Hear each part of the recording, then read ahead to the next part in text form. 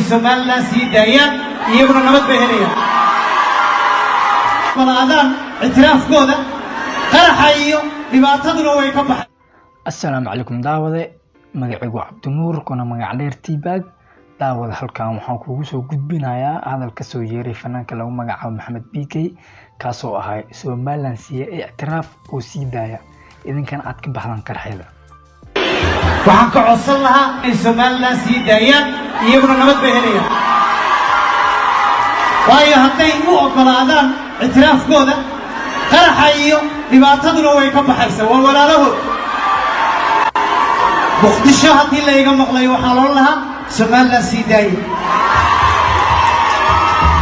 haddaan la isxaqirayn waa dad jira madaxweyneyaal fara badan soo maray la isma qariyo anigu cidna kama hibayso Somaliland ha noolaato.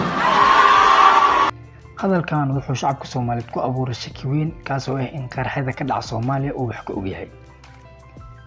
haddii aan hor u sii galno hadalkan waxa uu leeyahay macno far badan oo hadalkan haddii baaritaan lagu sameeyo waxa ka soo bixi kara macno far badan. marka hore waxay noqon kartaa dawladda Somaliland haddii aan nahay qarxada ka dhaca Soomaaliya anaga ayaa ka dambeeyno oo haddii aadna aqoonsataan oo dawlad madax banaan naga dhigtaan waxa idinka deenaynaa qarxada ay kumanaanka shacabka Soomaaliyeed ku dhintaan una dhaawacmaan boqolaal qofood sidoo kalena ay hanti far badan ku baaba'aan.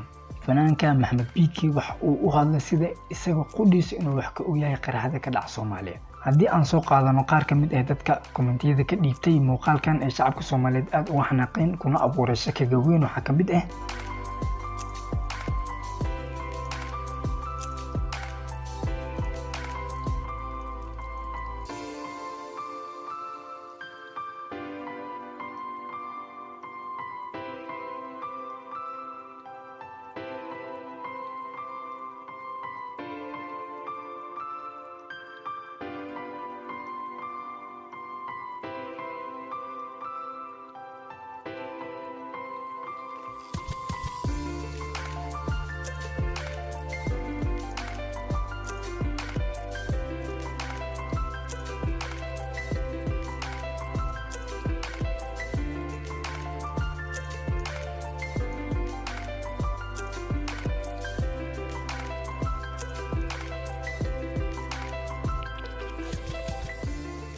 daawade ad ahaantaada adiga oo kaashanaya aqliga oo Ilaahay ku siiyay maxaa ku cabir lahayd hadalkan ka soo yeeray fanaanka Maxamed BK.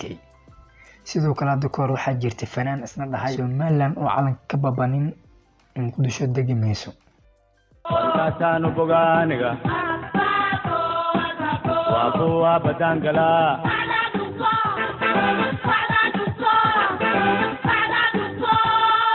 balweenta yaan laga boojeenin